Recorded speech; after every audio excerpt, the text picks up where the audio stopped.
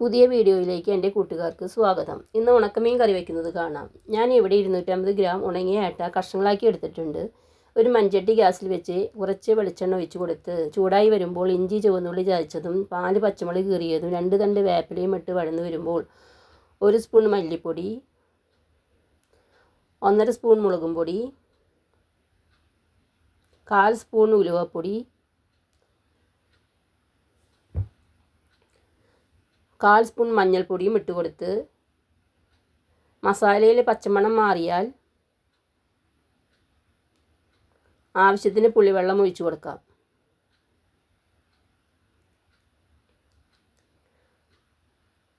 അതിലേക്ക് ഉണക്കമീൻ ഇട്ട് കൊടുത്ത് 1 കപ്പ് നാളികേരം അരച്ചതും ചേർത്ത് തിളച്ച് വരുമ്പോൾ മാങ്ങ ഇട്ട് കൊടുക്കാം.